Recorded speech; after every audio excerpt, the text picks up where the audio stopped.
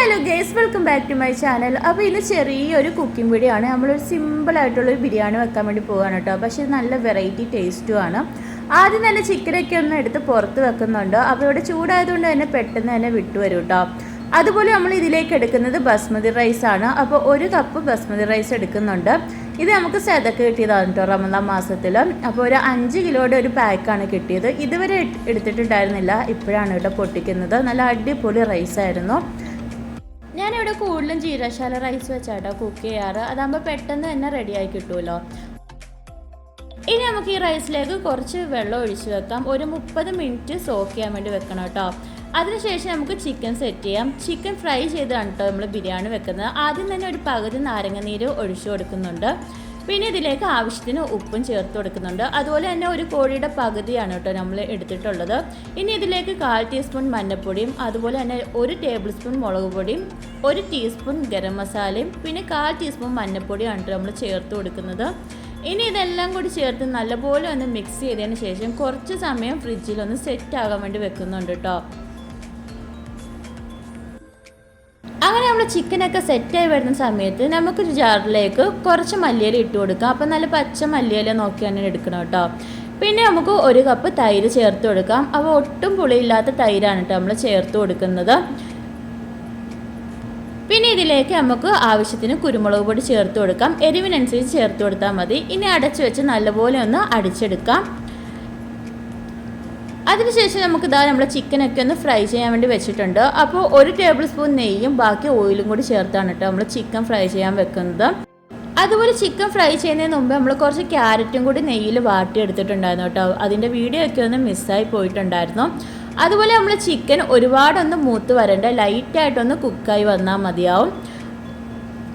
അപ്പുറത്തെ സ്റ്റൗവിൽ നമ്മൾ ബിരിയാണി പോട്ടിൽ റൈസ് വേവിക്കാൻ വേണ്ടി വെള്ളം വെച്ചിട്ടുണ്ട്. അപ്പോൾ അത് തിളച്ച് വരുന്ന ടൈമിൽ ഒരു പകുതി നാരങ്ങ നീര് ഒഴിച്ചു കൊടുക്കുന്നുണ്ട്. പിന്നെ 1 ടീസ്പൂൺ ഓയിലും കൂടി ചേർത്ത് കൊടുക്കുന്നുണ്ട് കേട്ടോ. ഈ ഒരു ടൈമിൽ നമ്മൾ ചിക്കനൊക്കെ അത്യാവശ്യം കുക്കായി വന്നിട്ടുണ്ട്. ഇനി നമുക്ക് ഇതൊക്കെ ഒന്ന് എടുത്ത് മാറ്റാം. അതിനുശേഷം ചിക്കൻ പൊരിച്ച എണ്ണയിലിട്ട് 2 ടേബിൾ സ്പൂൺ ഇഞ്ചി വെളുത്തുള്ളി ചെറുതായിട്ട് കട്ട് ചെയ്ത് ഇട്ട് കൊടുക്കുകയാണ് കേട്ടോ.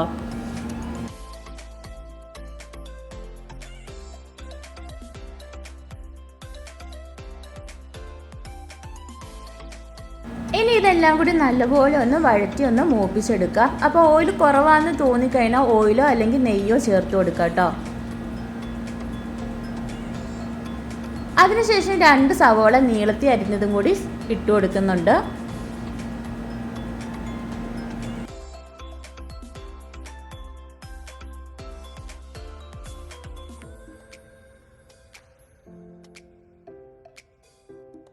ഇനി നമ്മളുടെ സവോളയൊക്കെ നല്ലപോലെ വഴറ്റി ഒന്ന് മൂപ്പിച്ചെടുക്കുക.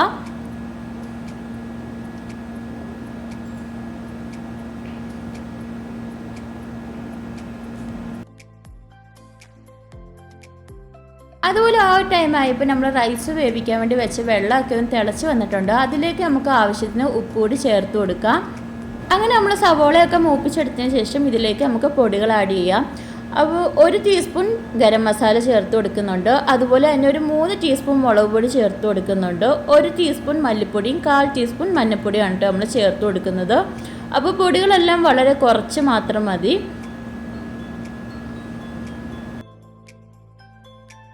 അതുപോലെ അപ്പുറത്തെ സൈഡിൽ നമ്മൾ വെള്ളമൊക്കെ നല്ലപോലെ ഒന്ന് തിളച്ച് വന്നിട്ടുണ്ട്. ഇനി ഇതിലേക്ക് നമുക്ക് നമ്മളുടെ അരിയും കൂടി ഒന്ന് ഇട്ട് കൊടുക്കാം.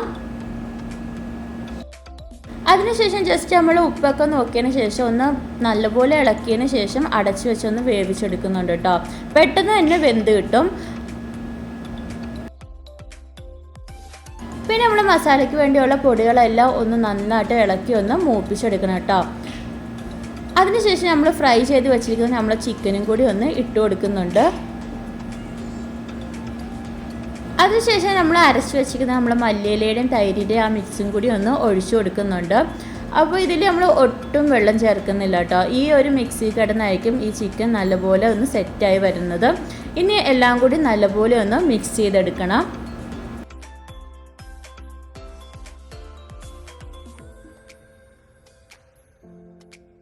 ഈ രീതി ഉണ്ടാക്കുന്നത് കൊണ്ട് തന്നെ നല്ല ടേസ്റ്റ് ആയിരിക്കും കേട്ടോ. മസാലയ്ക്ക് കൂടുതലും മല്ലിയിലയുടെ ഒരു ടേസ്റ്റ് ആയിരിക്കും മുമ്പിൽ നിൽക്കുക. നല്ല അടിപൊളി ടേസ്റ്റാണ് കേട്ടോ, എല്ലാവർക്കും ഇഷ്ടപ്പെടും. അങ്ങനെ തന്നെ നമ്മൾ മസാലയൊക്കെ സെറ്റ് നല്ല എണ്ണയൊക്കെ തെളിഞ്ഞ് വരുന്ന പരുവത്തിൽ എത്തിയിട്ടുണ്ട്. അപ്പോൾ നമ്മൾ മസാലയൊക്കെ ഇവിടെ സെറ്റായിട്ടുണ്ട്. ഇനി നമ്മൾ റൈസും കൂടി ഒന്ന് വെന്ത് വരണം. അതിനുവേണ്ടി കുറച്ച് സമയം ഒന്ന് വെയിറ്റ് ചെയ്യാം.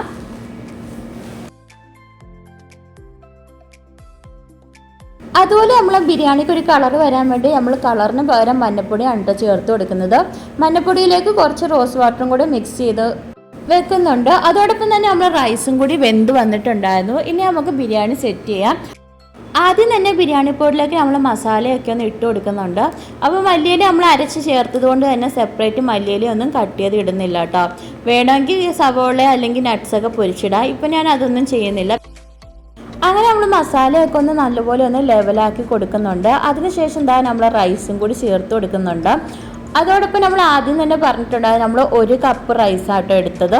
പക്ഷെ 1 കപ്പല്ല, എടുക്കുമ്പോൾ ഒരു 2 കപ്പെങ്കിലും വേണം. ഞാൻ എടുത്ത റൈസ് കുറച്ച് കുറവായിരുന്നു കേട്ടോ, മസാലയായിരുന്നു കൂടുതലും. അങ്ങനെ നമ്മൾ റൈസും കൂടി അതിലേക്ക് ഇട്ട് കൊടുത്തിട്ടുണ്ട്.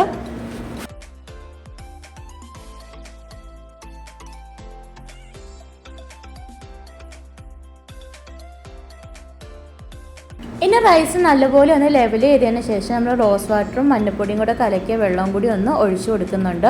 പിന്നെ ഇതിലേക്ക് കുറച്ച് നെയ്യോ അല്ലെങ്കിൽ ഓയിലോ ചേർത്ത് കൊടുക്കാം. അതിനുശേഷം നമ്മൾ ഫ്രൈ ചെയ്ത് വെച്ചിരിക്കുന്ന നമ്മളുടെ ക്യാരറ്റും കൂടി ഇട്ട് കൊടുക്കുന്നുണ്ട്.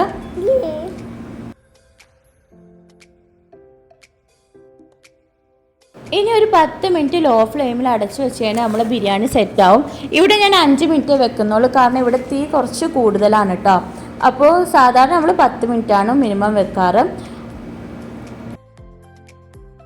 അതുപോലെ നമ്മൾ പെട്ടെന്ന് റെഡിയാക്കാൻ പറ്റുന്ന നമ്മൾ ബിരിയാണി സെറ്റായിട്ടുണ്ട് കേട്ടോ.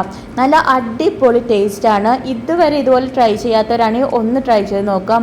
ഷുവർ ആയിട്ട് ഇഷ്ടപ്പെടും കേട്ടോ. കുഞ്ഞുങ്ങൾക്കും ഇഷ്ടപ്പെടും, അതുപോലെ തന്നെ വലിയവർക്കും ഇഷ്ടപ്പെടും. അത്രയും ടേസ്റ്റാണ് കേട്ടോ. എന്നാൽ വലിയ സമയമൊന്നും എടുത്തില്ല, പെട്ടെന്ന് തന്നെ നമുക്ക് ബിരിയാണി സെറ്റാക്കാൻ പറ്റിയിട്ടുണ്ട്. അപ്പോൾ അത്രയേ ഉള്ളൂ കേട്ടോ ഇന്നത്തെ വീഡിയോയും വിശേഷങ്ങളൊക്കെ. എൻ്റെ ചാനൽ ആദ്യമായിട്ട് കാണുന്നവരാണെങ്കിൽ ഒന്ന് ലൈക്ക് ചെയ്യാനും ഷെയർ ചെയ്യാനും സബ്സ്ക്രൈബ് ചെയ്യാനും മറക്കല്ലോ കേട്ടോ. ഇഷ്ടപ്പെട്ടാൽ കമൻറ്റ് ചെയ്യാനും മറക്കല്ലോ. അപ്പോൾ അത്രയേ ഉള്ളൂ. അടുത്ത വീഡിയോ ആയിട്ട് വരുന്നവരെ ബൈ ബൈ.